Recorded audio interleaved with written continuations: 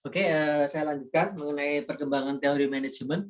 Teori manajemen itu mengikuti perkembangan zaman. Jadi nanti teori-teori yang zaman dulu ada yang kemarin kita pelajari yang telah diajarkan oleh Pak Yusuf seperti manajemen ilmiah, mungkin sampai saat ini ada beberapa yang bisa pakai dan yang lain sudah nggak bisa kita pakai lagi karena memang kondisi zamannya yang sudah berubah. Termasuk juga nanti materi mengenai manajemen klasik ini juga mungkin sudah mulai ditinggalkan orang. Ya tidak 100% ditinggalkan semua ya, ada beberapa yang masih dipakai karena mengikuti perkembangan zaman yang ada. Terus kemudian juga nanti terkait dengan perkembangan ini kalau diterapkan di era yang sekarang cocok nggak Pak? Belum tentu cocok. Karena apa? Kalian adalah generasi milenial. Kalian generasi yang dibesarkan dengan kondisi yang berbeda yang dialami oleh dosen kalian. Ini juga nanti akan menentukan karakter orang-orangnya seperti apa. Itu berbeda. Apalagi nanti dengan memasuki new normal ini, kebiasaan baru ini, kalian ada kondisi yang berbeda lagi. Contoh misalnya bekerja sekarang banyak dilakukan dari rumah. Terus bagaimana seorang pemimpin itu mengawasi pekerjaan anak buahnya? Misalnya apakah dia tahu itu anak buahnya di rumah itu bekerja atau hanya main-main saja, kita nggak pernah tahu. Nah, terus bagaimana cara pengendaliannya? Akhirnya di situ nanti ada pimpinan perusahaan yang ini memberikan target. Saya mengirimkan pekerjaan ke rumah, dikirim lewat email, terus dikasih target. Kamu nanti katakanlah jam 11, jam 12 harus mengirimkan hasil kerjaanmu. Gitu. Kemudian secara acak dia memantau di telepon, kamu sekarang bagaimana on cam. Lihat, dia benar melakukan pekerjaan apa malah jalan-jalan. Ini kan kondisi hal yang berbeda. Termasuk ini pada saat pembelajaran daring ini, benar nggak kalian itu memperhatikan apa yang saya ajarkan? Kan kadang-kadang jangan nih kameranya tidak dinyalakan. Ya kita nggak tahu apakah dia itu benar-benar ada di tempat atau sekedar di situ dia memasak namanya saja, terus dia jalan-jalan pergi kemana-pun, kan kita nggak tahu. Terus bagaimana kita mengetahui nanti kualitas dari hasil pembelajaran daring ini? Kita kan nggak tahu. Ada makanya banyak kakak kelas kalian itu ketika ditanya enak kuliah mana, kuliah luring atau daring. Kalau kuliahnya pengennya luring, tapi kalau ujian pengennya daring. Kenapa? Itu nilai itu nanti bagus semua. Bahkan kemarin ada salah satu alumni dari salah satu PTS di Solo, TI juga, nilainya itu IPK terakhirnya 3,9. Saya sempat kaget. UNS saja itu yang akreditasinya A nggak bisa seperti itu. Padahal dia akreditasi prodinya baru C. Tapi dia mampu meluluskan beasiswa dengan IPK 3,9. Saya bingung, ini nilainya dari mana? Nah, kembali lagi ke perkembangan teori manajemen ini.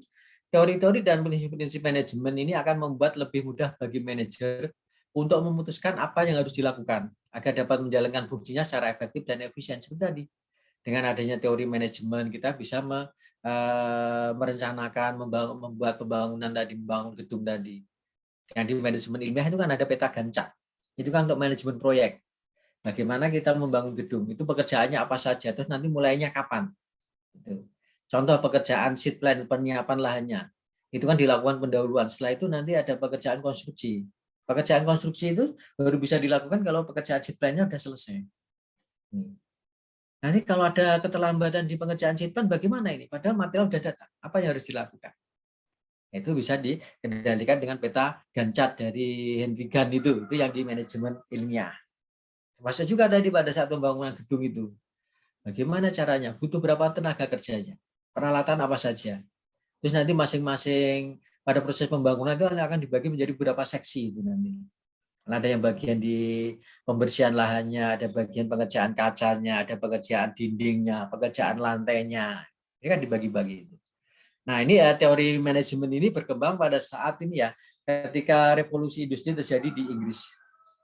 Nah, di situ dengan adanya revolusi industri itu menyebabkan ini kebutuhan akan tenaga meningkatkan kebutuhan akan manajemen ilmiah yang sistematik agar bisa digunakan untuk menyelesaikan pekerjaan secara efektif dan efisien. Itu muncul kebutuhan di situ.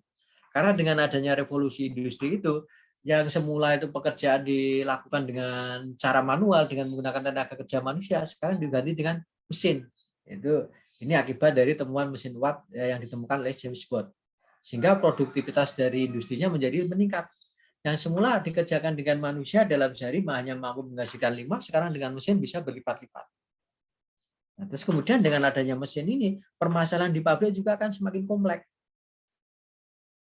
Bagaimana nanti seorang pengusaha itu harus ini membeli bahan bakunya, terus mengatur karyawannya yang di pabrik. Terus ketika ada kerusakan mesin apa yang harus dilakukan? Kalau mau beli lagi mesin bagaimana caranya? Terus nanti dengan produksi yang melimpah itu bagaimana cara menjualnya? Kalau awal dengan hasil produksi yang sedikit dia mudah sekali untuk melakukan perusahaan penjualan. Tapi dengan jumlah produk yang melimpah-limpah dia harus berpikir ini kalau untuk memenuhi kebutuhan di Inggris sudah istilahnya apa sudah overload, kita udah nggak bisa lagi memakai pasar Inggris, kita harus mencari pasar dari negara lain. Bagaimana caranya? Kan ada yang bilang kemarin penjajahan itu juga sekaligus digunakan sebagai cara untuk memperluas area pasar mereka. Ada juga yang bilang seperti itu. Itu contohnya misalnya katakanlah Coca-Cola, ini saya punya komiknya yang dari Gramedia Pustaka Utama ya. Di situ diceritakan mulai dari awal ini ya, awal proses ditemukannya resep Coca-Cola sampai dia menjadi perusahaan yang semaju sekarang ini. Bagaimana caranya? Nah, ini saya ceritakan yang segmen yang terakhir yang di bagian ketika terjadi Perang Dunia Kedua, di mana waktu itu tentara Amerika dikirim ke luar negeri. Gitu. Nah, di situ terus kemudian pemilik Coca-Cola menemui Panglima ini, Jenderal Eisenhower di markas besar tentara Amerika. Dia bilang Coca-Cola juga ingin berkontribusi di perang ini, tetapi kami tidak bisa ikut berperang, tapi kami hanya mampu memberikan minuman Coca-Cola kepada para tentara yang sedang berjuang di luar negeri sana. Akhirnya apa? Dikirim ribuan kerat botol Coca-Cola ke Jerman, ke Belanda untuk mensuplai kebutuhan para tentara tersebut. Nah, ini ternyata di balik itu ada salah satu tujuannya. Si pemilik perusahaan Coca-Cola ini dia udah seorang yang visioner. Dia berpikir jauh ke depan. Dia memperkirakan si Eisenhower ini nanti suatu saat dia akan memegang kendali penting di Amerika. Ternyata prediksinya benar, dia jadi presiden Amerika. Akhirnya apa? Karena dari awal sebelum jadi presiden, direktur Coca-Cola itu tidak berteman baik, akhirnya ketika sudah jadi presiden dia tetap pertemanannya tetap baik. Akhirnya apa? Yang namanya perizinan dan lain sebagainya terkait dengan Coca-Cola akan dipermudah oleh pemerintah. Dan selain itu, satu lagi keuntungannya dengan mengirim ribuan botol ke luar negeri itu secara tidak langsung dia juga mengenalkan produk Coca-Cola tersebut di luar negara Amerika, sehingga pasarnya menjadi semakin meluas di situ.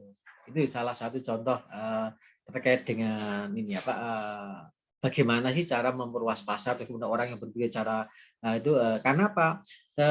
Komunikasi dengan orang yang seperti Eisenhower itu termasuk juga kemampuan dalam bidang manajemen. Bagaimana sih kita berhubungan dengan orang lain.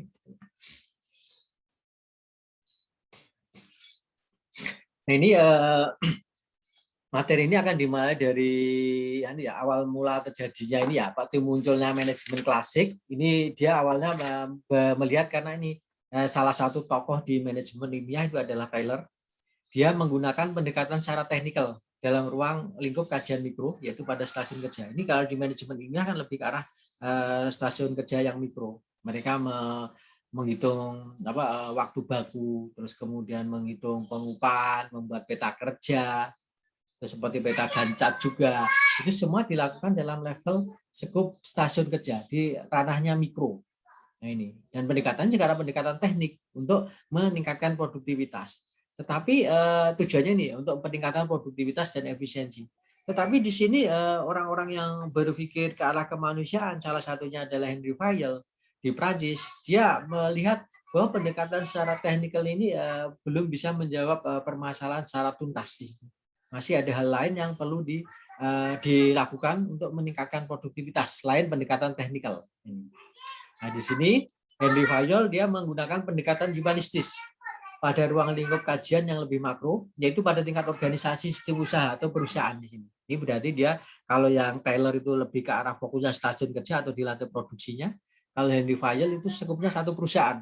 Ada yang mulai dari lantai produksi juga bagian administrasi. Ini juga menjadi kajian dari Fayol ini.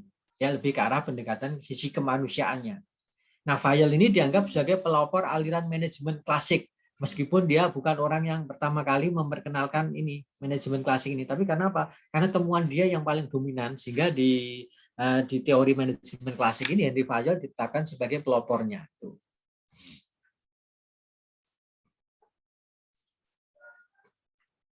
Nah, kelahiran teori manajemen klasik ini terkait erat dengan keadaan dan permasalahan yang dihadapi oleh sektor industri pada waktu berlangsungnya revolusi industri di Inggris. Para pemilik perusahaan kewalahan seperti yang saya ceritakan tadi untuk mengendalikan aktivitas seluruh dari perusahaan yang menghasilkan beraneka ragam produk secara efektif. Produk yang melimpah, permasalahannya menjadi kompleks, mereka juga harus berpikir bagaimana menjual produk yang melimpah ini, termasuk juga kan di situ dia harus membuka pasar baru. Kalau membuka pasar baru harus ada penanggung jawabnya. Permasalahan semakin kompleks. Yang semula itu mungkin di perusahaannya dilakukan secara manual, cukup ditangani satu orang, bisa mulai dari aktivitas pembelian bahan baku, proses produksi sampai penjualan bisa dilakukan 1-2 orang. Tetapi dengan ditemukannya mesin, produksinya melimpah, permasalahannya menjadi kompleks, ini membutuhkan banyak orang di situ. Nah, karena kebutuhan akan tenaga kerja yang ahli ini kurang, karena ada kekurangan tenaga profesional baik pada tingkat manajerial maupun tenaga kerja terampil, ini menjadi dampak ini akhirnya melahirkan teori manajemen klasik ini. Ada substitusi penggantian tenaga manusia oleh mesin secara cepat, meningkatkan produktivitas pabrik, perluasan pasar seiring dengan perluasan daerah jajan, dan pertumbuhan perusahaan serta akumulasi sumber daya di situ. Ini ya alasan-alasan yang mendasari lahirnya teori manajemen klasik. Pergantian tenaga manusia ke mesin, produksi melimpah, kekurangan tenaga profesional, permasalahan di industrinya semakin kompleks. Gitu. Ini menjadi dasar lahirnya teori manajemen klasik. Kalau yang teknikal kan bagaimana sih cara meningkatkan produksi di lantai produksi? Sudah tercapai di situ. Tapi buktinya apa? Jumlah produknya jadi meningkat secara pesat dibandingkan dengan cara yang manual tadi. Terus dia juga sudah bisa mengukur waktu bakunya. Tetapi bagaimana mengelola permasalahan yang ada di dalam? Ini belum bisa ditangani secara pendekatan teknikal tadi. Dan itu butuh pendekatan secara kemanusiaannya. Karena ini yang ditangani kan lebih dominan orangnya. Nah, pendekatan manajemen klasik ini mendasari terbentuknya organisasi dengan karakteristik ini sangat sentralistis, terpusat. Keputusannya harus menunggu ada di tangan top manajemen atau pemilik perusahaan di situ. Terus kemudian ciri yang berikutnya adalah adanya spesialisasi pekerjaan. Yang semula katakanlah kita mau membuat kursi itu yang mengerjakan satu orang, mulai dari memotong kayunya, kemudian menghaluskan kayunya, kemudian membuat kaki kursi, membuat dudukan, membuat sandaran punggungnya, membuat sandaran tangan, itu yang melakukan satu orang. Terus terakhir dia merakit menjadi satu kursi. Itu awalnya seperti itu. Tetapi dengan kondisi seperti itu orang melihat ini enggak, cara kerja seperti ini tidak efisien ini. Terus kemudian hasil kerjaan antara orang satu dengan orang lain bisa jadi kualitasnya berbeda. Akhirnya di situ muncul spesialisasi. Ada orang yang dia bagian memotong saja, memotong sesuai ukuran yang diinginkan. Terus kemudian ada yang bagian membuat kaki kursinya. Terus kemudian ada yang bagian membuat dudukan kursinya. Ada yang membuat sandaran punggungnya, ada yang membuat sandaran tangan saja.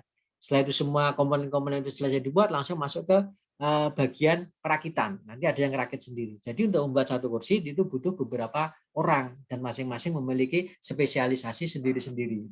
Nah, dari situ nanti yang namanya produk dibuat bisa jadi standar. Kualitasnya juga tidak berbeda jauh. Nah, ciri yang berikutnya, dengan adanya spesialisasi pekerjaan, terus kemudian kemanggilan keputusan itu sangat sentralistis, ini menimbulkan aturan ini. Banyak orang tadi juga yang bekerja itu adanya penerapan disiplin di situ. Sudah mulai ada ini penegakan aturan. Terus ada pengawasan yang ketat. Kenapa kalau tidak diawasi nanti pekerja itu bekerja secara semau gue? Karena apa? Orang yang bekerja yang terlibat semakin banyak. Bagaimana kita mengendalikan orang yang sedemikian banyak dengan karakter yang berbeda kalau nggak ada pengawasan yang ketat. Ini manajemen klasik memunculkan organisasi dengan ciri yang seperti itu. Nah, organisasi dengan ciri yang seperti ini menyebabkan apa? Organisasinya bersifat mekanistis, kayak mesin saja di situ. Ditandai dengan proses pengambilan keputusan yang kaku dan lamban. Semua permasalahan yang di lantai produksi harus dilaporkan ke pucuk pimpinan. Dan ini mulai tahap-tahapan, nggak boleh misalnya seorang operator langsung berhubungan langsung dengan top management atau direkturnya, nggak boleh. Dia harus mulai dari operator, dia laporannya ke mandor, supervisor, supervisor laporan ke manajer produksi melaporkan ke direktur produksi baru melaporkan ke direktur utama atau pemilik. Ini sifat organisasi pada era manajemen klasik itu sangat kaku dan keputusan yang diambil itu lamban sekali. Karena apa? Rantainya terlalu panjang. Jadi nanti ketika si direkturnya itu memutuskan, oh kamu harus jual. Ketika jual itu kemudian perintah jualnya kan nggak langsung ke operator yang di bawah. Ini di perintahnya jual itu turun ke direktur pemasaran produksi atau ini apa berhenti produksi, direktur perintahnya ke direktur produksi ke manajer produksi baru supervisor dengan operator sampai di bawah ini kan operator semua ngapain kan harus hanya menunggu saja keputusannya apa, terlalu lama. Ini salah satu kelemahan dari manajemen klasik yang melahirkan organisasi yang bersifat mekanistik. Ini ketika keputusan diambil kondisi di bawah sudah berubah, sudah tidak sesuai lagi. Nah, sejarah perkembangannya ini berdasarkan periode waktunya tahun 1870 sampai 1930. Ini aliran manajemen yang ada saat itu adalah manajemen ilmiah. Ini kontributornya ada Frederick W. Taylor, terus kemudian ada Henry Gunn. Terus pada tahun 1900 sampai 1940 teori organisasi klasik Henry Fayol, James D. O'Malley. 1930-1940 hubungan manusiawi ada Elton Mayo, Friedrich Liesberg, terus kemudian 1940 sampai sekarang manajemen modern, Abraham Maslow, Douglas McGregor. Mungkin yang era 2000-an, 2020-an ini sudah berbeda lagi manajemennya. Mungkin bisa dikatakan manajemen milenial, bisa jadi seperti itu. Ini nunggu hasil riset dari para pakar manajemen, bagaimana mereka untuk memimpin generasi Z ini seperti apa manajemen yang cocok. Itu berarti nanti akan muncul lagi di situ aliran manajemen baru. Nah, kembali lagi ke teori yang manajemen klasik tadi ya. Ini salah satu tokohnya itu adalah Robert Owen, 1771 sampai 1858 di sini. Nah, Robert Owen ini dia mulai berpikir untuk meningkatkan produktivitas perusahaan, itu langkah pertama yang harus dilakukan adalah melakukan perbaikan kondisi karyawan. Dengan tujuan pengen meningkatkan produksi dan keuntungannya akhirnya menjadi meningkat. Terus dia ini lebih mensoroti pada permasalahan karyawan, investasi paling menguntungkan pada karyawan, dan mengembangkan sejumlah prosedur kerja. Nah, karyanya ini dari Robert Owen itu berupa reformasi manajemen dan pembinaan tenaga kerja. Ini lebih fokus ke pembinaan tenaga kerja. Pemikirannya dituangkan secara konkret dengan membangun perumahan yang layak untuk buruh. Yang semula mungkin buruh itu tinggal ya di ember-ember apa, itu akhirnya bahkan berpengaruh pada produktivitas mereka. Mereka masih berpikir nanti saya akan tinggal di mana. Oleh Owen dipikirkan ini untuk karyawan harus dibikin perumahan terlebih dahulu supaya mereka tidak memikirkan lagi harus pindah-pindah tempat lagi. Terus mengurangi jam kerja standar menjadi 10,5 jam per hari. Mungkin awalnya itu jam kerja itu lebih dari 10,5 jam. Kemudian sama Owen dipangkas menjadi 10,5 jam per hari karena dia berpikir dengan jam kerja yang berlebihan itu juga percuma. Kenapa? Yang namanya manusia itu kan tenaganya akan terbatas di situ. Ketika sudah melewati 8 jam atau 10,5 jam, ini sudah tenaganya sudah habis. Nggak bisa dia sudah disuruh bekerja sudah tidak mampu lagi. Ini dari 10,5 jam sekarang kan dipangkas menjadi 8 jam. 8 jam pun akan terpotong waktu jam istirahat 1 jam. Sehingga efektifnya hanya 7 jam. Itu kalau jam kerja sekarang. Terus Robert Owen juga dia menolak ini mempekerjakan anak-anak berusia di bawah 10 tahun. Nah, kenapa dia menolak? Karena dia melihat ini kayak semacam perbudakan saja. Anak-anak yang usianya di bawah 10 tahun diberi pekerjaan dan pekerjaan itu sesuai dengan pekerjaan orang dewasa, tetapi gajinya lebih kecil kan apa alasannya kamu masih di bawah umur. Kamu belum layak kerja, tapi kenyataannya mereka tetap kerja. Dan bebannya sama dengan orang yang dewasa, ini kan nggak fair. Itu. Dia juga sudah berpikir anak-anak itu memang belum waktunya bekerja. Ini pemikiran Robert Owen. Dan sampai sekarang pun masih banyak itu perusahaan yang mempekerjakan anak-anak. Apalagi kasus di negara-negara yang sedang berkembang termasuk Indonesia. Itu kita tidak bisa memungkiri. Nah, kenapa pemiliknya itu mempekerjakan mereka? Kalau mereka tidak dipekerjakan, kalau mereka tidak kerja, mereka nggak bisa makan. Masalahnya kan di situ. Mereka butuh pekerjaan untuk makan. Makanya seperti ILO itu, Organisasi Buruh Internasional itu kan mereka selalu ini ya, memberikan perlindungan terhadap pekerja anak dan wanita. Ini mereka concern di situ. Mereka selalu mengawasi praktek-praktek yang seperti itu.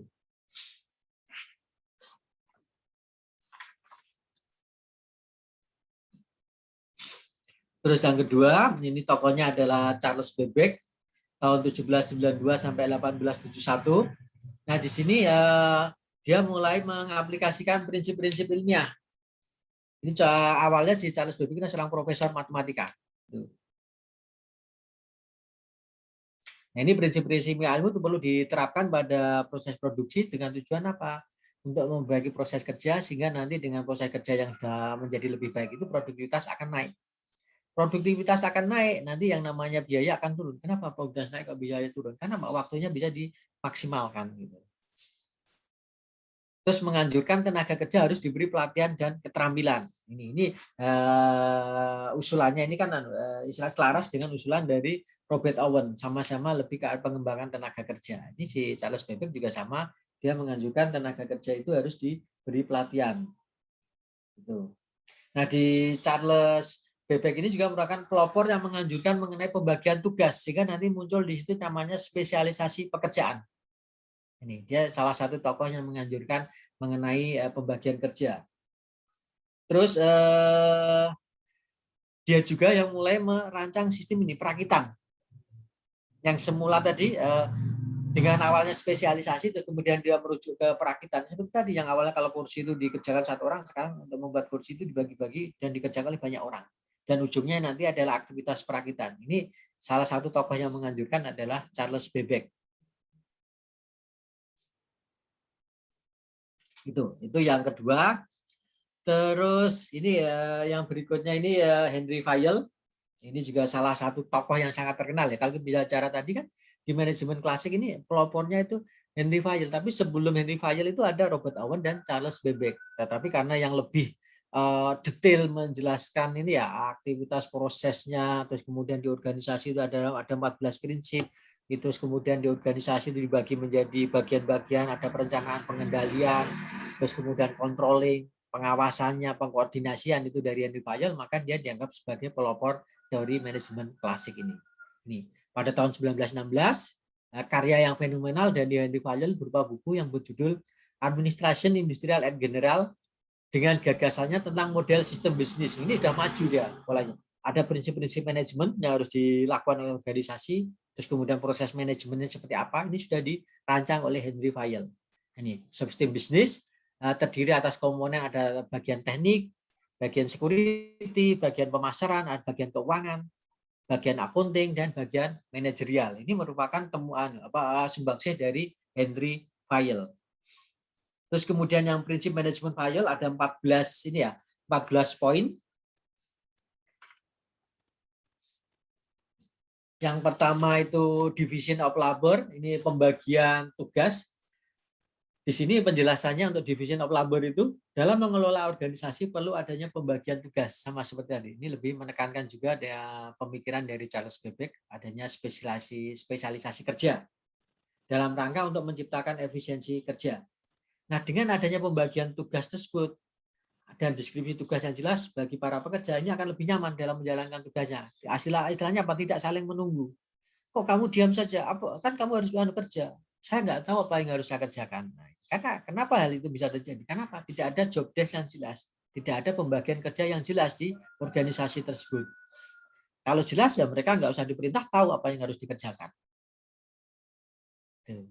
Ini pentingnya division of labor. Terus yang kedua, kewenangan atau authority. Ini penjelasannya, seseorang itu perlu diberikan kewenangan dalam menjalankan tugas sesuai dengan pembagian tugas dan peran yang diberikan. Dan hanya dimintai pertanggungjawaban sesuai dengan kewenangan tersebut. Nah ini. Ketika kamu bekerja, ketika katakanlah contohnya, kamu masuk ke pengurusan HMTI, kamu masuk ke divisi pengembangan diri. Ya, kamu ketika jadi koordinator di divisi pengembangan diri, ya kamu punya wewenang di situ untuk memerintahkan di situ, memerintah teman anggota yang lain, anggota di bagian itu untuk bekerja. Itu ada kewenangan di situ. Dan ketika ada masalah, di bagian pengembangan diri yang bertanggung jawab ya koordinator pengembangannya, bukan orang lain. Dan si koordinator tidak bisa dikenai tanggung jawab ke bagian sponsorship karena itu bukan ranahnya. Ini authority itu kaitan dengan kewenangan dan dia diminta pertanggungjawaban atas kewenangan di bidangnya saja, tidak di bidang yang lain.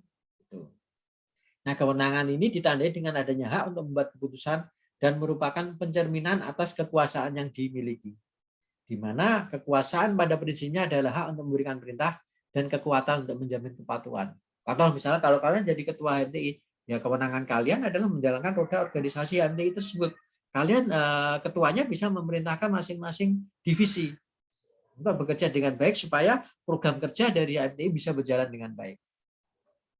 Karena kalian sebagai koordinator ketua HMTI ya tanggung jawab kalian ya sesuai skupnya, sesuai di bidang HMTI saja, nggak boleh nanti karena ada permasalahan di himpunan mahasiswa teknik kimia tiba-tiba ketua HMTI-nya yang diminta pertanggungjawabannya, nggak boleh, itu di luar wewenangnya.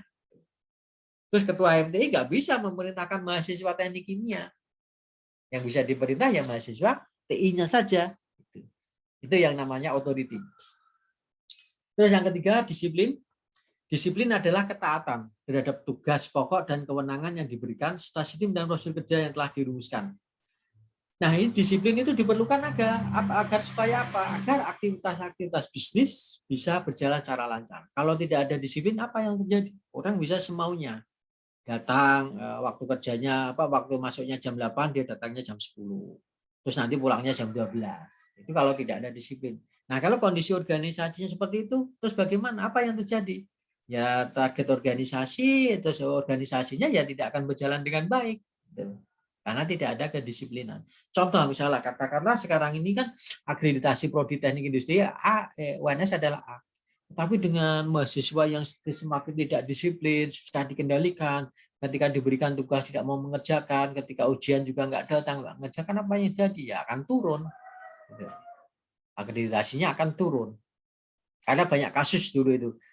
Waktu ya era tahun 90-an itu kan dulu yang namanya teknik elektro Universitas Kristen Satya Wacana itu kan istilahnya swasta yang terbaik di Indonesia. Bahkan dia bisa dikatakan mungkin kemampuan dosen-dosennya dan mahasiswanya setara dengan ITB waktu itu. Cuma karena ada permasalahan di organisasinya, ada rebutan kekuasaan, akhirnya apa? Alumni teknik elektro KSW sampai ini ya keseluruhan alumni dari seluruh jurusan yang lain dari Satya Wacana itu istilahnya di blacklist dari di perusahaan. Mereka nggak mau mengerjakan alumni Satya Wacana. Terus yang keempat, unity of command, ini kesatuan perintah.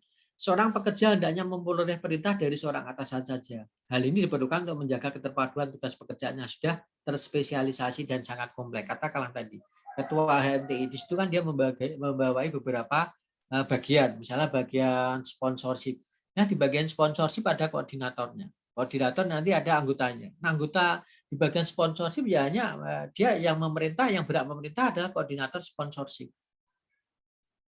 Dan tanggung jawabnya dari ini ya kepada koordinator sponsorship, bukan ke koordinator yang lain. Itu ya kaitannya dengan kesatuan pemerintah.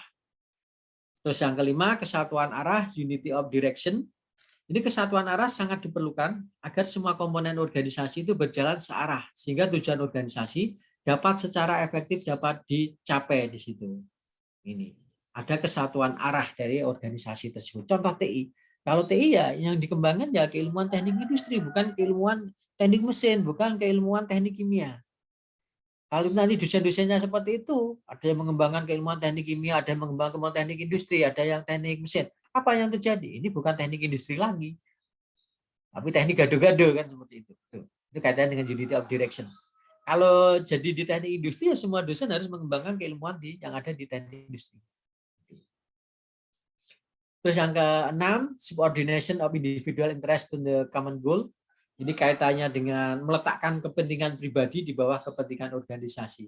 Di sini kepentingan organisasi harus berada di atas kepentingan pribadi, sehingga selama menjalankan tugas hanya untuk kepentingan organisasi, supaya tidak terjadi konflik of interest atau konflik kepentingan. Kepentingan pribadi harus dikesampingkan dulu, supaya apa? Tujuan organisasinya tercapai. Syukur-syukur antara kepentingan pribadi dan tujuan organisasi itu bisa berjalan selaras. Yang diinginkannya seperti itu, tapi kan susah. Terus yang ketujuh, remuneration atau penghargaan ya. Penggajian harus hadir dan memberikan kepuasan bagi pekerja maupun perusahaan. Karena gaji merupakan hak pekerja setelah menjalankan tugas sesuai dengan tugas pokok, fungsi, dan kemenangan. Gaji atau imbalan harus sepadan dengan kontribusi yang diberikan, remunerasi. Kalau di Indonesia kan yang model UMR, UMK itu kan semua sama, mau pekerja yang rajin nggak rajin, ya sebulannya dapatnya sama. Tapi kalau di TI, di manajemen ilmiah, kita sudah bicara masalah waktu baku ya. Di situ kita bisa memberikan gaji yang berbeda untuk masing-masing orang, tergantung dengan prestasi kerjanya. Kalau prestasinya baik, ya gajinya lebih tinggi. Kalau prestasinya biasa saja, gajinya standar. Kalau prestasinya di bawah standar, ya dia akan ini dipotong gaji. Nah, harusnya seperti itu, fair, adil. Jangan sampai kalau dulu kan yang namanya PNS mau rajin nggak rajin gajinya sama. Tapi sekarang dengan adanya model remunerasi ini gaji dari PNS itu bisa berbeda-beda penerimaan per bulannya, tergantung dengan prestasinya. Itu.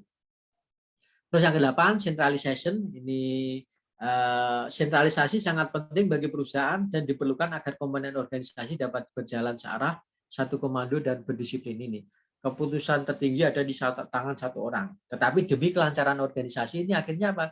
Dimodifikasi. Ada beberapa keputusan yang pada permasalahan yang diserahkan ke level di bawahnya. Contoh misalnya, ketika ada mesin rusak di lantai produksi, ada mesin rusak, ya jangan menunggu keputusan dari direktur utama, cukup diselesaikan oleh supervisor saja. Supervisor langsung menangani permasalahan mesin rusak tadi.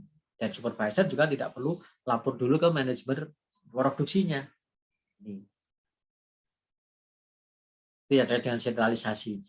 Terus yang ke-10, hierarki, ini rantai saklar, adalah rantai kekuasaan atau jabatan mulai dari kekuasaan tertinggi sampai jabatan terendah yang merupakan satu kesatuan yang tidak terpisahkan, walaupun memang perlu adanya hierarki sesuai dengan kewenangan dan ruang lingkup tugasnya di situ. Berarti nanti dari direktur utama, terus membawahi beberapa macam direktur, beberapa macam direktur membawahi manajer nanti akan membawahi supervisor akan membawahi operator. Nah ini rantai hierarkinya seperti itu.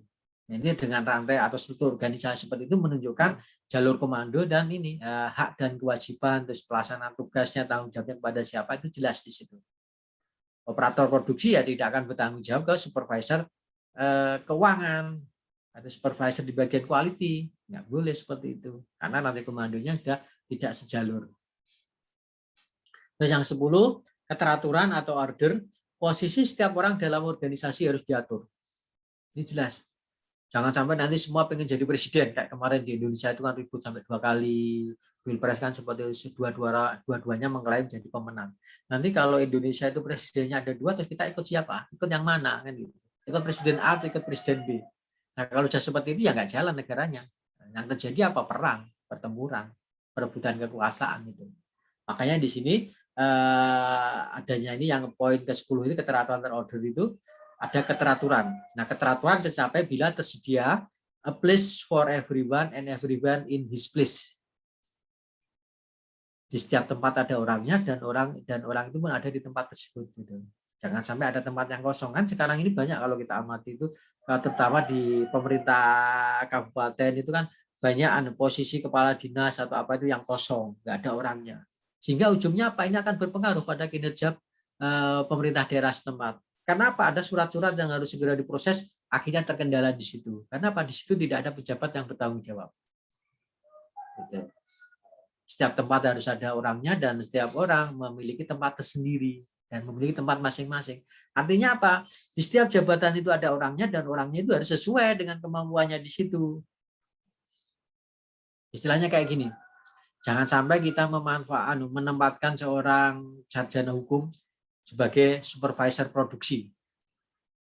Ya nggak cocok. Ini kan harus ada, Pak. Ya akhirnya apa yang terjadi? Nggak jalan. Nah, ini ada kasus kemarin di salah satu kabupaten tetangganya UNS. Ada jabatan kepala dinas itu yang PLT terus. Karena apa? Kandidat dari Pak Bupatinya itu ternyata kriterianya nggak sesuai. Tetapi karena nggak tahu waktu itu mungkin ada perjanjian, karena ini beliaunya yang PLT-nya itu adalah pendukung berat Pak Bupati waktu pencalonan, terus kemudian ada iming-iming, nanti kamu akan saya kasih imbalan sebagai kepala dinasnya. Tapi karena dari sisi skill, keahlian nggak sesuai, ya bagaimana? Akhirnya PLT terus, PLT terus. Ujung-ujungnya apa? Kayak penanganan COVID-nya juga awal-awalnya terkendala di situ, terus ada surat-surat yang kebijakan-kebijakan yang harus segera direalisasikan, akhirnya nggak berjalan dengan baik. Terus yang ke-11, ini terkait dengan equity atau keadilan. Keadilan merupakan prinsip pokok agar tidak hanya dapat diperoleh equal pay for equal work, tapi juga tercapai keadilan sosial. Berarti nanti dalam sebuah perusahaan sama-sama S1 gajinya bisa berbeda, ya iya. Prinsip keadilannya bukan karena sama rata sama rasa, enggak. Adil itu bukan kalau satu dapat 1 juta, yang lain dapat 1 juta, enggak. Adil itu ya sesuai dengan apa kontribusi dia. Kalau kontribusinya besar, ya dia dapatnya harusnya besar. Kalau kontribusinya sedikit, ya dapatnya sedikit. Itu yang namanya adil. Itu. Terus stability, ini katanya dengan stability of staff. Seseorang pekerja memerlukan waktu untuk menyesuaikan diri pada tugasnya dan melaksanakan tugas tadi secara efektif. Contoh yang sederhana kayak gini. Kalian ini kan sebenarnya semester 1 itu kan masa transisi. Kalau nanti di semester 1 itu nilai IPK-nya kalian jeblok, sebenarnya kita nggak bisa menyalahkan. Kenapa? Kalian itu baru transisi dari masa SMA ke kuliah. Terus kemudian bagi yang awalnya itu tidak pernah kos, kemudian sekarang kos jadi jauh dari orang tua, mungkin ada kendala juga di situ. Jadi kalau nilai semester 1-nya itu jeblok, ya wajar-wajar saja. Kalian masih mencari kestabilan di situ. Termasuk juga dalam bekerja. Ketika seseorang dipindahkan ke tempat yang lain, dia butuh waktu untuk menyesuaikan diri. Nggak bisa langsung sebulan kemudian ditanya targetnya gimana, udah berhasil apa belum? Belum ada. Karena apa? Dalam waktu sebulan itu mungkin dia masih memetakan kondisi di tempat barunya itu kayak apa, potensinya apa, permasalahan apa selama ini, terus pemecahannya apa kayak apa. Dia masih mencari-cari itu. Mungkin setelah 2 bulan, 3 bulan dia baru stabil di tempat yang baru tadi. Terus yang ke-13, inisiatif. Inisiatif ini diperlukan pada semua tingkatan organisasi dan aparatur. Sebab dalam menjalankan pekerjaan, selalu ada permasalahan baru yang belum pernah dijumpai sebelumnya. Yang namanya masalah tidak bisa berulang. Kalau masalahnya namanya berulang, itu enak sekali kita mengatasinya. Hari ini saya ada masalah, mungkin besok atau besoknya lagi permasalahannya berbeda lagi. Itu di perusahaan juga sama. Makanya nanti butuh orang-orang yang ini inisiatif, mampu memecahkan berbagai macam permasalahan. Tuh. Terus yang terakhir, semangat Corsa, esprit de corps, ini kaitannya dengan ini. Menekankan arti pentingnya teamwork serta pemeliharaan hubungan antar personel. Ini manajer harus memiliki jiwa besar, tenggang rasa yang tinggi, dan cepat tanggap terhadap perkembangan kondisi lapangan. Cuma esprit de corps ini yang paling kentara atau kelihatan itu di organisasi militer, misalnya Polri, kemudian tentara, itu kelihatan sekali. Ketika ada satu anggotanya ada masalah, yang lain akan solidaritas. Meskipun itu masalahnya sebenarnya masalah yang salah, tetap aja semangat korsanya tinggi. Kan sering itu ada berita, kantor Polres digeruduk, dibakar oleh segerombolan tentara, karena ada sebenarnya ada oknum tentara itu yang bermasalah. Kayak gitu itu dengan SP de corps yang kelewatan. Jadi dalam organisasi itu memang perlu semangat militan itu perlu. Ya supaya apa? Kita istilahnya ingin menunjukkan ini loh keluarga besar organisasi teknik industri UNS. Itu adalah 14 prinsip manajemen menurut Hayel.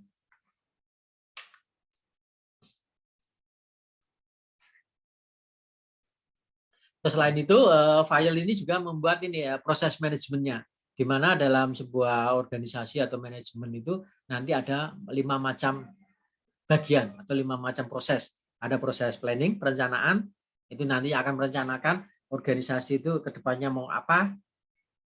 Terus pengorganisasian, organisasinya kayak apa, nanti di pembagian ini apa struktur organisasi, nanti penanggung jawabnya siapa.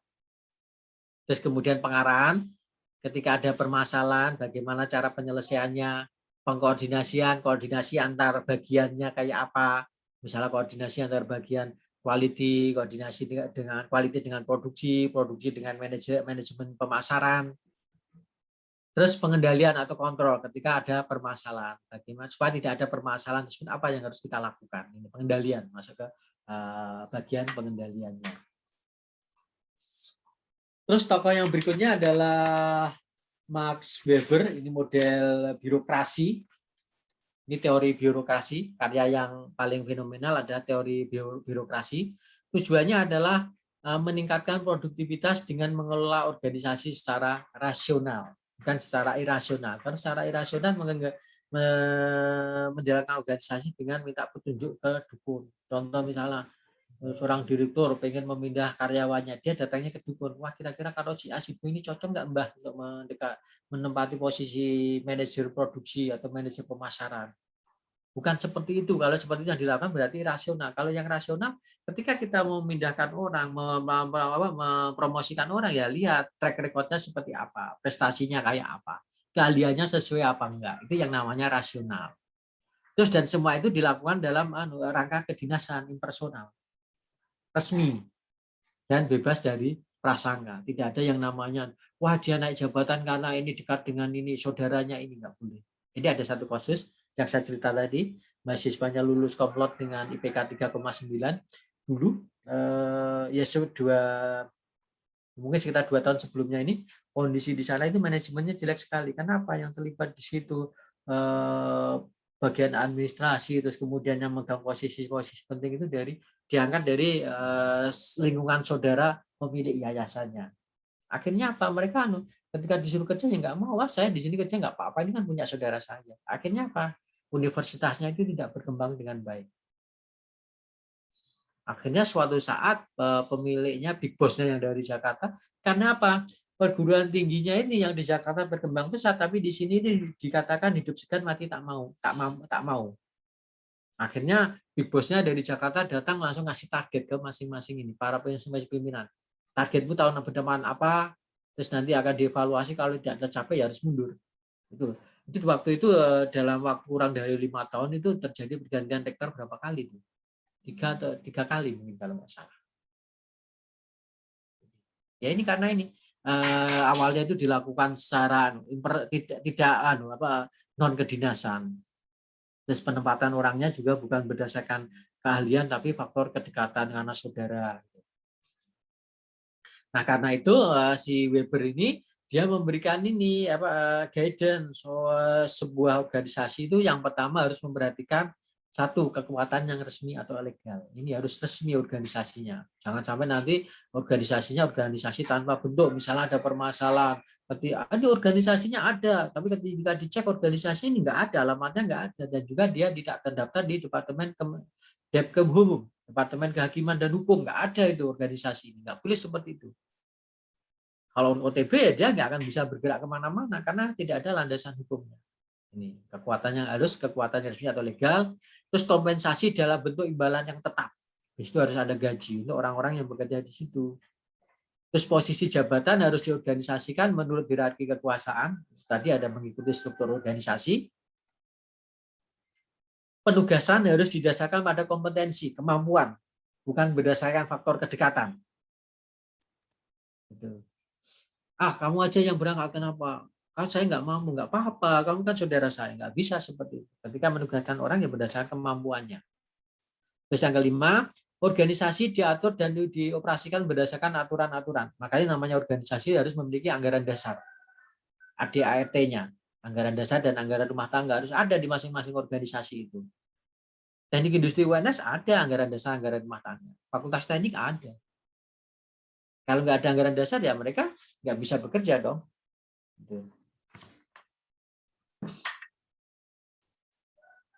Nah, karakteristik birokrasi menurut Weber ini sama, ini juga mendukungnya pemikirannya dari Robert Owen, Charles Babbage, pembagian pekerjaan yang jelas, termasuk juga dengan Henry Fayol ya. Clear division of labor, ada spesialisasi di situ. Terus hierarki dan kewenangan yang jelas, struktur organisasinya, nanti orang itu bertindak sesuai kewenangannya dan mempertanggungjawabkan ya pada lingkup kewenangan tersebut, itu yang dipertanggungjawabkan. Aturan dan prosedur harus dibuat secara formal. Jangan ini ada aturannya nggak? Misal katakanlah kalau etika sebagai mahasiswa, kalau mahasiswa mencontek itu nanti ketahuan mencontek langsung nilainya dibatalkan dalam 1 semester. Itu ada aturan tertulisnya nggak? Nggak ada. Kok ada seperti itu? Jari ini katanya kemarin nggak bisa. Kalau seperti itu ya kita bisa menolak. Butuh aturan yang jelas, gitu, tertulis. Terus yang tidak personal juga sama. Terus karir berdasarkan prestasi. Ini karir based on merit. Karir berdasarkan prestasi. Kalau prestasinya bagus ya karirnya melonjak. Kalau prestasinya jelek ya nggak akan naik jabatan. Itu prinsipnya hanya itu. Terus berikutnya teori hubungan antar manusia. Nah, teori ini lahir karena dipicu dari hasil suatu eksperimen yang dilakukan pada tahun 1924 di Houghton, Illinois, Amerika, salah satu pabrik milik Western Electric Corporation. Nah, ini dia melihat bahwa yang selama ini yang dilihat dari teori manajemen klasik itu kan faktor hubungan manusianya ya.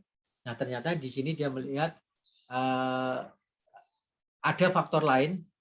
Oh ini enggak, kalau yang teori hubungan antar manusia yang sebelumnya itu ternyata teori-teori yang sebelumnya itu kok masih dipandang masih ada kelemahan karena ini dia melihat dari hasil sebuah penelitian.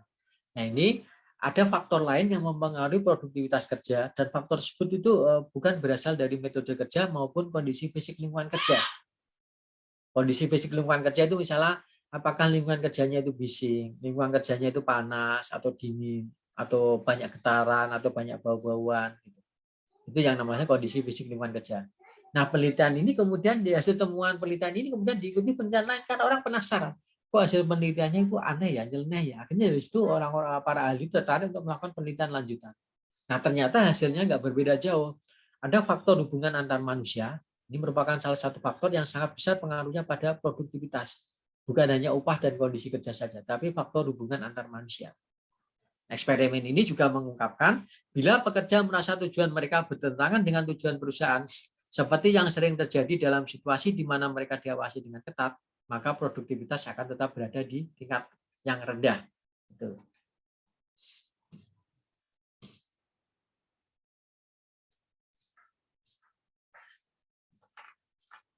Nah, di teori hubungan antar manusia ini, eksperimennya ini kan berupa ini ada sebuah kelompok pekerja yang ada kelompok pekerja yang kemudian dibagi menjadi dua kelompok. Kelompok pertama itu dipilih menjadi kelompok eksperimental yang bekerja pada berbagai tingkat pencahayaan yang dapat dikendalikan. Dan yang kelompok kedua adalah kelompok pembanding yang bekerja di bawah pencahayaan normal seperti umumnya berlaku di pabrik. Nah, pada waktu pencahayaan diperkuat, ternyata hasil kelompok eksperimentalnya itu meningkat seperti yang sudah diperkirakan sebelumnya. Tetapi di luar dugaan, produktivitas kelompok pembanding juga turut naik sekalipun pencahayaan tidak ditambah. Ini hasil temuan dari Elton Mayo yang di Houghton itu.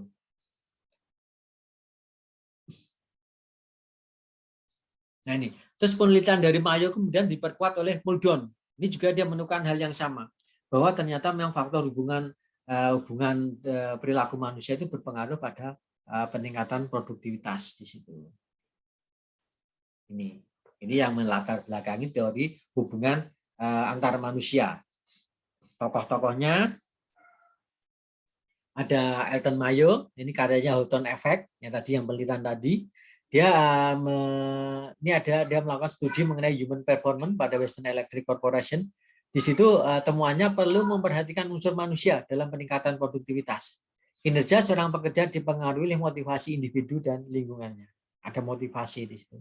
Kalau pekerjanya ada keinginan termotivasi untuk maju, ya nanti produktivitasnya akan naik. Seperti tadi, yang satu kelompok eksperimen itu pencahayaannya dinaik turunkan, ini ternyata ada korelasinya dengan produktivitas. Sementara kelompok pembandingnya yang kondisi pencahayaan tetap, ternyata dia juga mengikuti apa? Dia ada motivasi, dia merasa kok yang di sana itu diperlakukan seperti itu. Wah, saya juga termotivasi dong untuk ikut maju juga itu.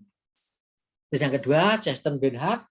Ini karyanya adalah zone of indifference, di mana pada suatu saat kita memiliki zone of indifference. Ketika kita itu diingatkan seseorang atau diperintah oleh seseorang, kita akan nurut dan kita tidak akan bertanya jabatanmu apa, pangkatmu apa. Pada suatu saat kita tanpa sadar akan mengikuti perintah orang lain dan kita tidak mempertanyakan jabatan orang tersebut. Contoh seperti saya udah guru besar. Terus kemudian tiba-tiba ada teman saya yang bilang, "Bu ya kalau udah jadi guru besar itu jaga penampilanmu, ya pakai baju yang rapi." Saya tanpa sadar mengikutinya. Kenapa? Saya nggak bertanya, "Kamu siapa sih? Kamu dosen, baru saja jabatanmu di bawah saya." Saya nggak akan bertanya seperti itu. Ini namanya zone of indifference. Suatu saat saya akan dengan sadar mengikuti perintah orang lain tanpa memartabatkan kedudukan dia apa. Nanti juga akan kalian alami. Mungkin ada teman kalian tiba-tiba teman kalian itu menegur, "Bu, ya kamu itu kalau ngomong itu yang dijagain." Terus kamu nanya, "Oh iya iya, oh iya iya, nanti saya akan nurut." Kamu bertanya, "Kamu siapa?" Orang tua saja nggak pernah ngomong seperti itu, enggak. Ini yang namanya zone of indifference. Terus yang ketiga, Mary Parker Follett, karyanya Demokrasi dalam Organisasi. Ini Demokrasi Follett adalah bentuk perkembangan dari kesadaran sosial, bukan individualisme. Follett selalu menekankan pada pentingnya integrasi yang mencakup pencarian sebuah solusi yang bisa memuaskan pada semua pihak tanpa adanya satu pihak yang mendominasi pihak lain. Ini yang sering terjadi itu kan kadang ada satu kelompok yang mendominasi kelompok yang lain. Ini semua keputusan diambil oleh kelompok itu dan akhirnya apa, kelompok yang lain harus mengikuti keputusan itu dan meskipun mereka merasa itu bukan keputusan yang tepat. Ini kalau di Mary Poppet nggak boleh seperti itu. Organisasi itu ketika mengambil keputusan ya harus bisa diterima oleh semua anggotanya. Ini.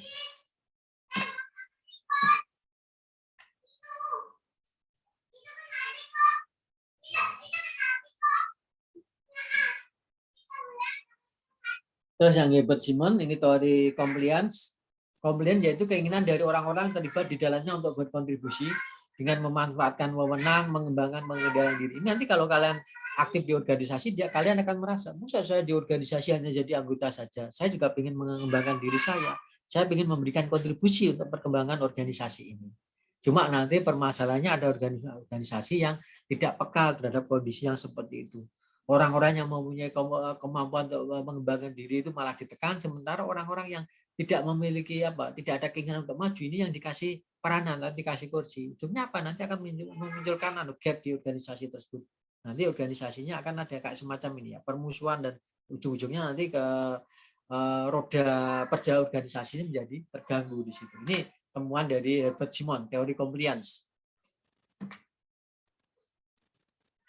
Nah, teori hubungan antar manusia ini ternyata juga dengan perkembangan zaman dia juga akan mengalami perubahan. Ini dibuktikan dengan munculnya teori baru yaitu pendekatan perilaku.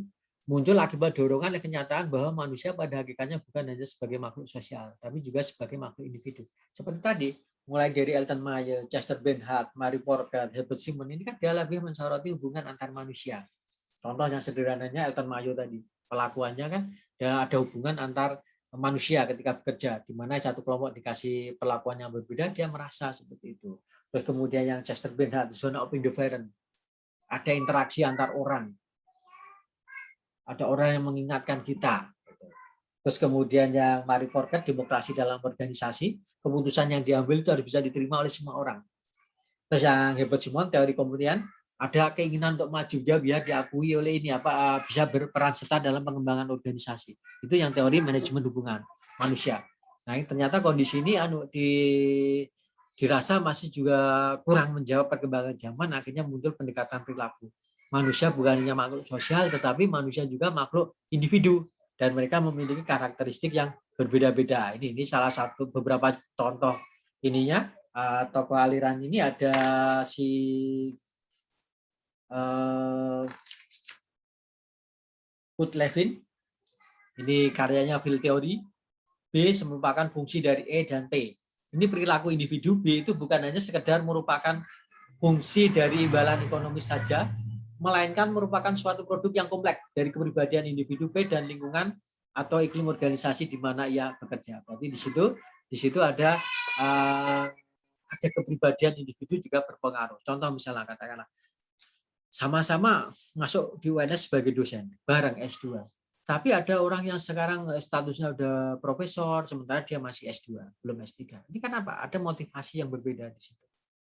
Ada kepribadian individu yang berbeda. Ada yang individu yang pengennya lebih maju, ada yang individu saya sudah cukup dengan kondisi yang saat ini. Ini itu sudah terbukti di situ. Terus Lennis Likat, identifikasi organisasi yang efektif dan tidak efektif.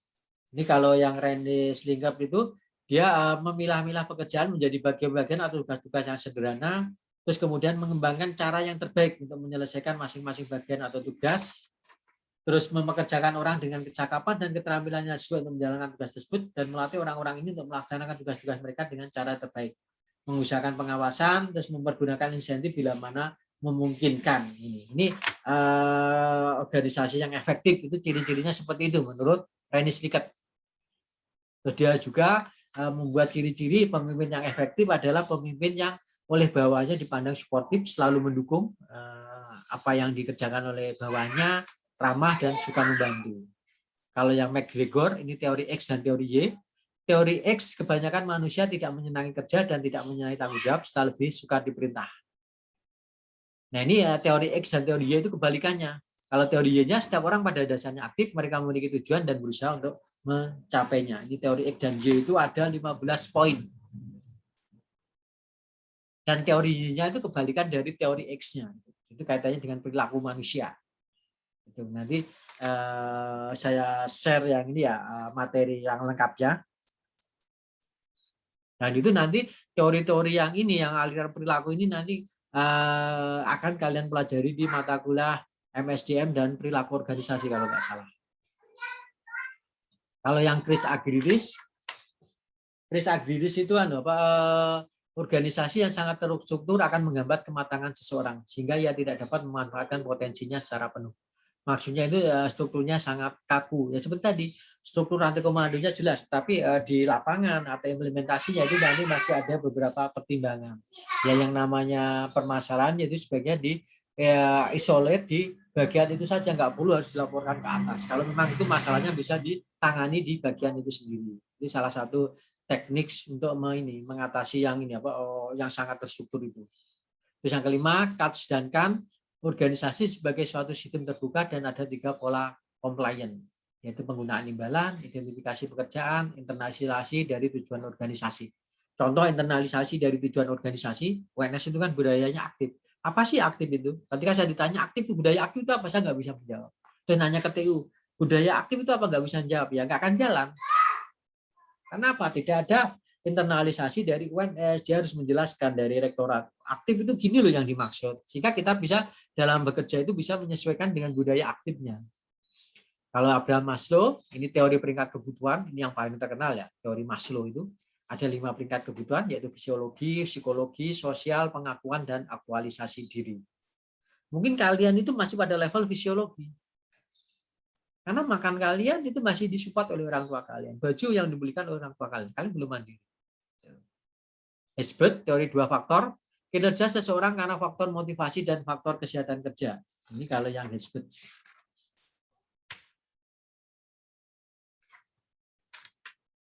Contohnya, yang Hesbert itu yang faktor kesehatan itu nanti ada faktor intrinsik dan kondisi intrinsiknya.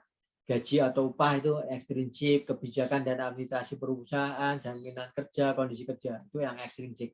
Intrinsiknya ini yang dari dalamnya, prestasi, pengakuan, tanggung jawab, kemajuan pekerjaan, pengembangan diri, dan zaman ini. Nanti bisa kalian pelajari sendiri. Terus McClellan, ini teori kebutuhan. Teori motivasi yang berkaitan erat dengan konsep belajar. Terdapat 3 kategori kebutuhan yang dipelajari, yaitu kebutuhan akan berprestasi. Itu semua orang ingin berprestasi. Terus kebutuhan untuk berafiliasi, ini ikut dengan organisasi. Terus kebutuhan untuk berkuasa. Nggak mungkin orang itu kalau ditanya, kamu mau nggak jabat jadi, nggak mau saya. Itu sebenarnya itu hanya apa yang diomongkan di mulut saja, hatinya sebenarnya menginginkan kekuasaan. Karena memang ya, kebutuhan manusia itu pengen berprestasi, pengen berafiliasi, dan pengen berkuasa. Itu materi mengenai manajemen administrasi. Ya mungkin kalian bosan juga mendengar, karena apa yang manajemen ini kan ya kita saja kita mempelajari apa ini. Nanti menariknya kalau di kalian melakukan riset, kalian melakukan survei ke perusahaan, bagaimana kan kepemimpinan yang cocok di organisasi ini. Kayak kemarin itu ada acara webinar yang dilakukan oleh Senat Akademik UNS itu mengenai kepemimpinan milenial. Ini pembicaranya salah satunya adalah Wakil Gubernur Jawa Timur Emir Dardak.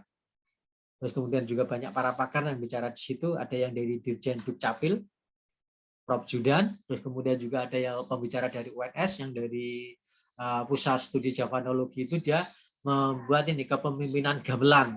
Yang namanya gamelan itu kan dia memiliki tugas masing-masing. Ada yang mengatur gerak itu, ini yang penabuh kendangnya itu.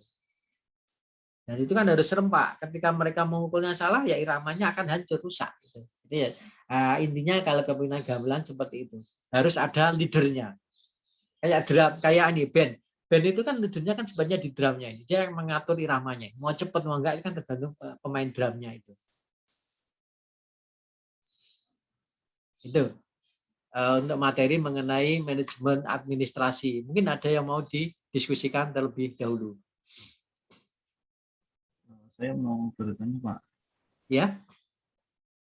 Ya sebelumnya perkenalkan, nama saya Muhammad Al-Fatih Salsabila, NIM INO 321 saya mau bertanya terkait yang tadi, Pak, soal yang ada posisi atau jabatan dijadiin kayak hadiah atau kesepakatan di awal gitu dari suatu tujuan. Hal seperti itu kan udah jelas bertentangan sama prinsip-prinsip yang tadi dijelaskan ya, Pak, di mana kayak harusnya ya suatu posisi itu diisi sama orang-orang yang kompeten, bukan orang yang punya kedekatan atau kita punya utang budi gitu. Tapi pada kenyataannya sekarang kan yang hal seperti itu tuh masih banyak dilakukan di pemerintahan atau di perusahaan-perusahaan besar. Pertanyaan saya, Pak, apakah memang sebenarnya ada kondisi-kondisi tertentu yang prinsip-prinsip itu tuh harus ditinggalin aja gitu, atau memang yang dilakukan itu sebuah kesalahan, harusnya enggak gitu, gitu, Pak? Enggak, kalau dari teori organisasi, teori manajemen yang baik, seperti yang kasus yang diceritakan tadi itu kan nggak boleh. Itu memang sudah menyalahi prinsip-prinsip manajemen. Ujungnya karena apa? Dia imbalan. Dia mengangkat orang yang tidak memiliki kompetensi. Nah ini nanti akan berakibat ketika dia jadi pemimpin di situ, apa yang terjadi? Dia nggak bisa kerja. Ini yang jadi masalah di situ. Sementara bawahannya, saya merasa pintar kalau dia diperintah dia nggak akan menjalankan. Kamu tuh nggak tahu apa-apa, ngapain merintah saya? Atau misalnya katakanlah ini, pekerja si ini kan bisa gampang ditipu kan? Karena pemimpinnya nggak menguasai medan, dia nggak tahu permasalahan di situ. Terus anak buahnya kerja apa, laporannya apa, dia nggak akan tahu juga. Ujung-ujungnya apa? Roda organisasi itu nggak akan terkendala. Dia tidak akan bisa berjalan dengan baik. Hal ini dibuktikan ketika ada acara pertemuan kepala dinas Jawa Tengah. Orangnya ini PLT-nya nggak bisa ngomong. Karena apa? Memang dari sisi kompetensinya nggak ada. Akhirnya kan jadi rasan-rasan. Sehingga beberapa waktu kemarin itu, waktu penanganan COVID itu, kepala gugus tugasnya langsung diambil alih sama bupatinya sendiri. Padahal bupati tugasnya sudah banyak. Dan itu terbukti pada awal-awal pandemi kemarin itu di daerah tersebut memang penanganannya kacau balau dibanding dengan daerah Solo dan sekitarnya, dia lebih jelek gitu. Dan memang ya kasus-kasus seperti itu ya banyak terjadi. Karena apa?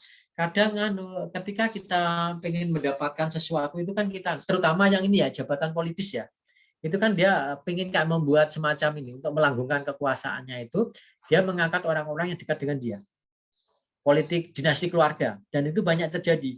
Dan ujungnya apa? Jawa Timur banyak yang kena di KPK, ditangkapi semua. Yang kemarin yang terakhir itu mana saya itu di Probolinggo itu mana? Saya agak lupa, itu di Jawa Timur juga. Itu kan kena semua, suami istri akhirnya masuk. Karena hal itu dilakukan untuk melanggengkan kekuasaan. Ini sama juga, supaya di si kepala daerahnya itu bisa memerintah dengan sesuai keinginan dia, ya kepala daerahnya itu orang-orang yang dekat dengan dia. Sehingga nanti dia bisa mengendalikan. Dan itu memang nanti kalau KPK-nya jeli, banyak yang kena juga. Gitu. Itu Al-Fatih. Seperti yang kasus tadi, yang salah satu PTS itu. Ketika kondisi itu dibiarkan terus-menerus, siapa ya? Orang-orang ini akhirnya jadi benalu, jadi parasit. Dia istilahnya makan gaji buta. Nah, mereka itu digaji katanya universitas, ada prodi tapi mahasiswanya satu angkatan hanya 3 orang. Nah, ada 2 orang kan aneh gitu loh. Terus kerja mereka selama ini apa? Ya nggak kerja, karena apa? Nggak tahu apa yang dikerjakan. Akhirnya dengan pengelolaan yang baru, mereka mengeredot dosen-dosen yang baru, yang punya wawasan yang baru. Akhirnya Pak, di jumlah mahasiswa sudah mulai bertambah. Dalam satu angkatan tidak hanya 3, tapi mungkin ada 4 atau 5. Kan mending. Yang awalnya itu hanya 2, 3, itu satu angkatan. Itu Al-Fatih.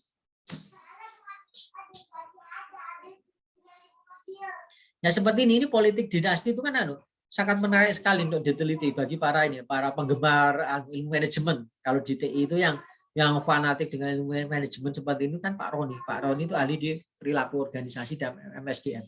Itu harusnya kalau memang berani itu ya aja Pak, mahasiswanya itu tugas akhirnya disuruh meneliti ini dampak politik dinasti bagi kemajuan suatu daerah. Ini terutama yang kena itu di daerah Jawa Timur. Itu kan biasanya kan gini, suaminya jadi kepala daerah 2 periode, Terus dia mau ketiga kan nggak bisa, akhirnya Pak istrinya yang diorbitkan. Istrinya nanti 2 periode selesai kembali lagi ke suaminya. Atau enggak, kalau enggak suaminya naik ke atas jadi anggota dewan. Tapi meskipun dia anggota dewan karena jadi kepala daerahnya itu istrinya sendiri, dia masih bisa ini mengintervensi kebijakan yang diambil oleh istrinya. Salah satu kasus yang kemarin yang terjadi itu kan apa? Istrinya itu jadi bupati periode kedua, sementara suaminya itu sudah 2 periode, sekarang jadi anggota DPR, tapi dia masih mengurusi masalah ini apa PLT kepala desa. Ini kan aneh. Level seorang anggota dewan masih mengurusi PLT kepala desa.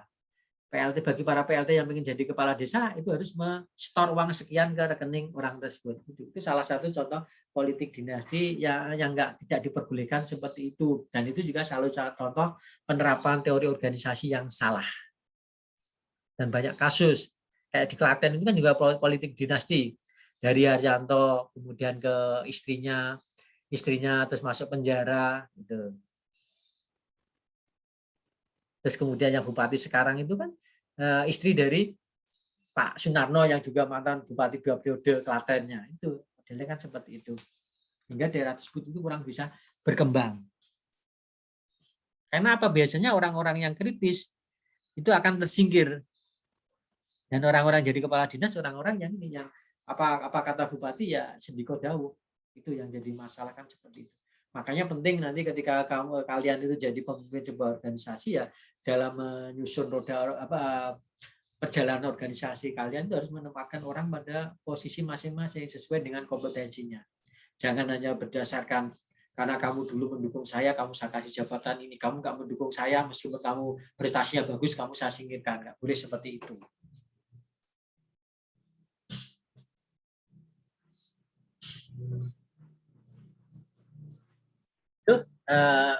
Gimana? Udah puas, Al-Fatih? Iya Pak, terima kasih Pak. Ya, ada pertanyaan lagi? Pak, sebelumnya saya izin bertanya Pak. Mohon maaf ya. Saya off cam ya.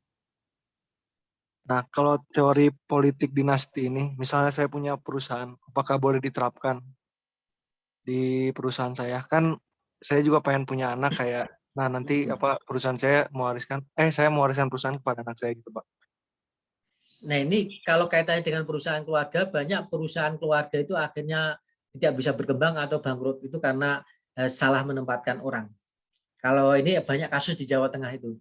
Jawa Tengah itu yang paling kentara itu terkait dengan perusahaan jamu Nyonya Menir. Nyonya Menir dulu itu pada zaman saya SD, SMP, SMA itu perusahaan jamu yang bonafit terdepan juga. Dia saingannya dengan Jago, perusahaan jamu Jago. Tetapi permasalahannya ini perusahaannya ada perusahaan keluarga.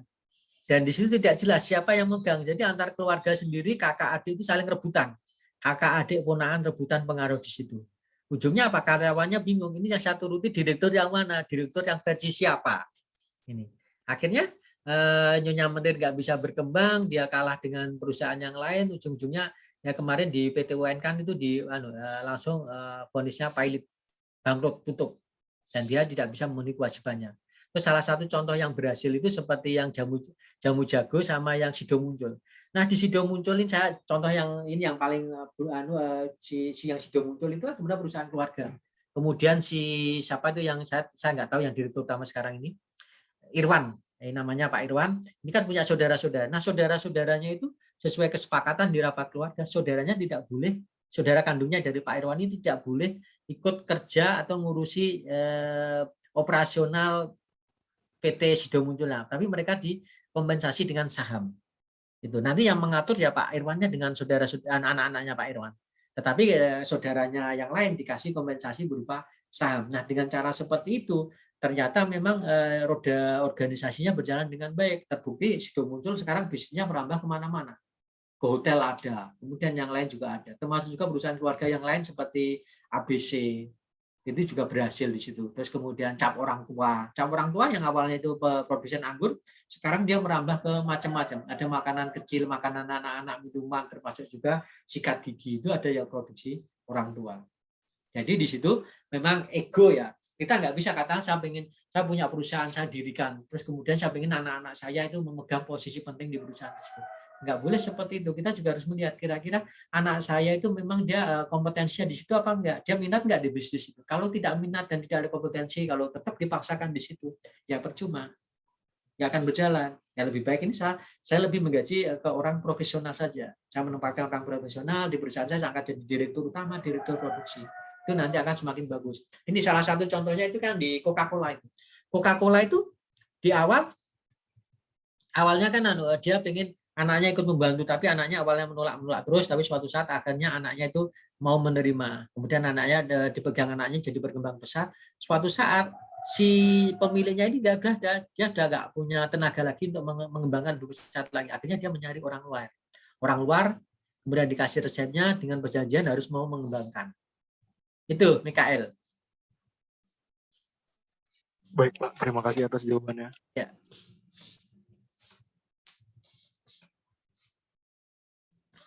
Ada lagi?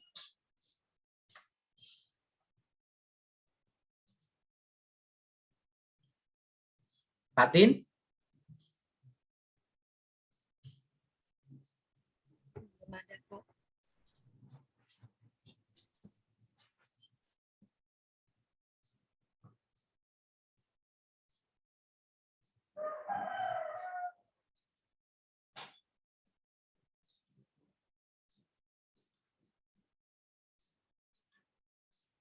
Ada pertanyaan lagi nggak? Saya mau bertanya, Pak. Ya. Ya, perkenalkan saya Layina Hansan, NIM 0321 Tadi itu di yang hubungan antar manusia, ketika tujuan kita udah nggak sama kayak di perusahaan, sama tujuan perusahaan, itu kan produktivitasnya tuh jadi rendah ya Pak.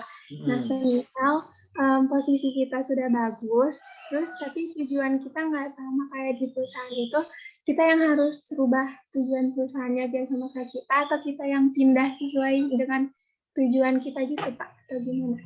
Kalau yang namanya tujuan perusahaan itu kan tujuan bersama. Nggak bisa misalnya ada keinginan satu orang untuk mengubah tujuan perusahaan, nggak bisa. Biasanya orang-orang yang seperti itu dia akan resign, dia menganggap tempat kerja yang sekarang ini meskipun dia dari sisi finansial sudah tercukupi, ya udah istilahnya udah berlebih, tapi karena mungkin dia punya keinginan yang lain dan itu tidak bisa dipenuhi kalau tetap berada di organisasi itu, maka dia akan melakukan resign, dia pindah ke tempat kerja. Itu kan banyak kasus itu, misalnya di direktur bank apa dia pindah ke bank yang lain, ada dari BCA pindah ke BNI atau BNI pindah ke Bank Mega. Itu karena apa? Dia merasa dari sisi finansial saya sudah nggak ada masalah, cuma kan saya ingin ada ini, ada pengakuan, ada aktualisasi diri saya biar diakui. Tetapi kalau saya tetap di Bank BNI itu nggak akan bisa tercapai. Gitu. Makanya akhirnya ya dia mau tidak mau ya harus melakukan resign, dia pindah ke tempat lain mencari tantangan baru. Jadi itu nanti dia akan tujuannya akan tercapai di tempat yang baru tersebut. Itu Laina.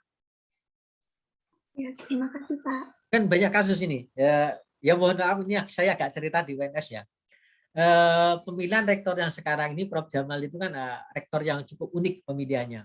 Tidak lewat pilihan secara voting tapi secara musyawarah dan mufakat. Gitu.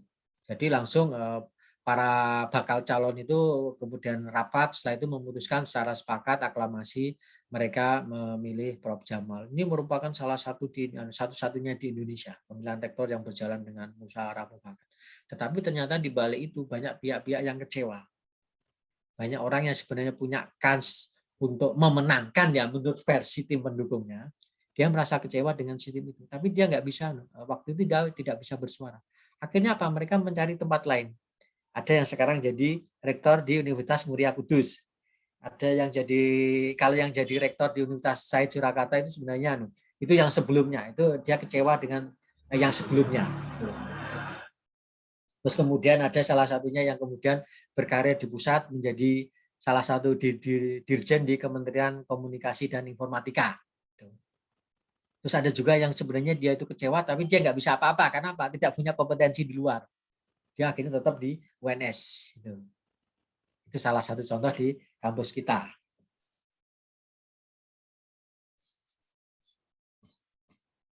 Apakah hal seperti itu salah? Nggak salah. Karena apa? Dia punya energi berlebih, dia punya keinginan, dia punya tujuan. Nah, akhirnya itu tujuan keinginannya itu bisa disalurkan katanya di UMK. Mungkin dengan kepemimpinan beliau di UMK itu dia bisa membawa UMK menjadi perguruan yang WCU, World Class University. Bisa jadi seperti itu. Daripada dia tetap di UNS malah nanti akan menimbulkan masalah. Kan yang namanya di organisasi kan tidak boleh ada matahari kembar. Atau kalau di kapal itu kan tidak boleh ada dua nakoda. Gitu loh. Nah ini dia punya energi berlebih, terus dia mau mencari lapangan yang baru, dia tetap di UNS. Akhirnya apa? Kebijakan Pak Rektor yang sekarang mungkin sama dia selalu wah ini nggak bisa, ini selalu dikritik. Daripada malah kontraproduktif, ya lebih baik dia ke tempat yang lain. Ke tempat lain pun dia perginya kan membawa nama UNS. Bagusnya seperti nanti orang dikenal. Oh ini kok UMK jadi maju? Siapa rektornya? Oh dari Prof ini. Dari mana beliau? Dari UNS. UNS-nya terkenal. Atau kan seperti yang tadi dari bank. Wah bank ini sekarang dipimpin Pak In, direkturnya kok jadi maju? Ini dulu alumni mana? Oh alumni BCA. Oh pantas alumni BCA yang bagus-bagus. Nah, itulah. Harusnya seperti itu, daripada dia di dalam terus, cuma dia energinya berlebih, nggak bisa berkembang, akhirnya nanti malah dia kepikiran sakit jantung. Nah kan kayak gitu. Itu Laina. Iya, Pak. Ada lagi?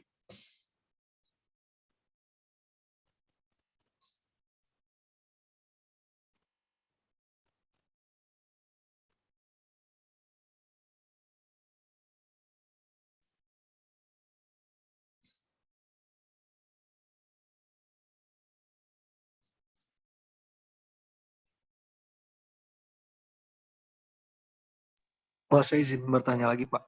Ya. Berarti kalau dari penjelasan Bapak tadi tuh mending kita jadi ikan besar di kolam kecil daripada ikan kecil di kolam besar ya, Pak? Iya. Kan ada orang yang pengennya itu diakui. Kan daripada di situ saya masih tetap tetap jadi ikan kecil, mending saya menjadi ikan besar di kolam yang kecil. Gitu. Ada orang yang punya prinsip seperti itu. Dan biasanya orang yang seperti itu dia suka tantangan. Bagaimana nanti dengan kolam yang kecil tersebut dia bisa membesarkan kolamnya kan gitu.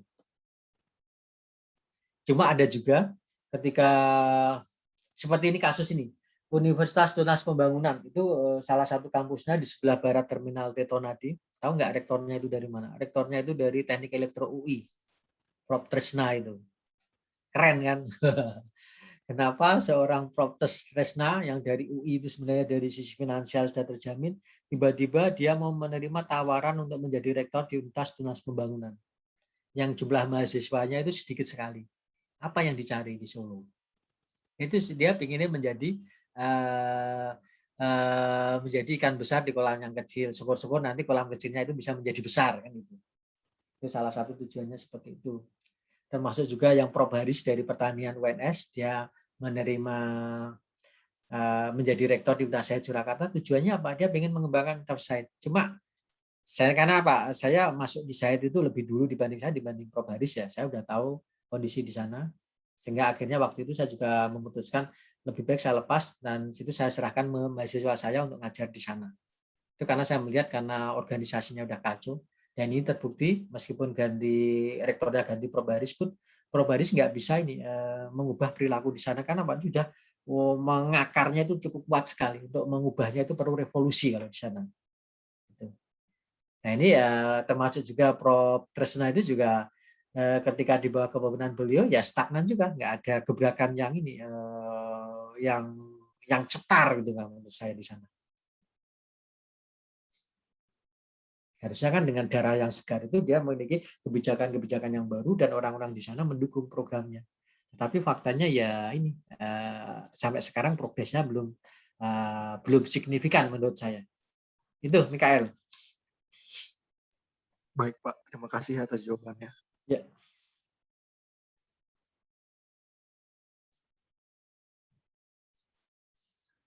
Ada lagi?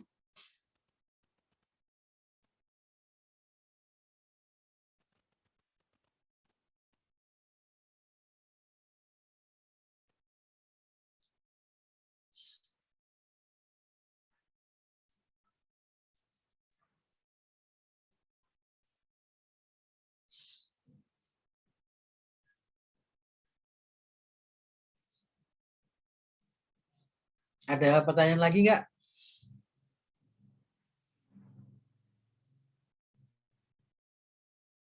Kalau sudah tidak ada pertanyaan lagi, kuliah saya akhiri. Dan ini pertemuan terakhir ya. Ini nanti untuk UTS-nya nunggu keputusan dari jurusan, apakah dilaksanakan serentak atau dosen dibebaskan untuk melaksanakan ujian tugas akhirnya, ujian tengah semester. Terus untuk materinya ya mulai dari materi pertama sampai materi ke-7 ini.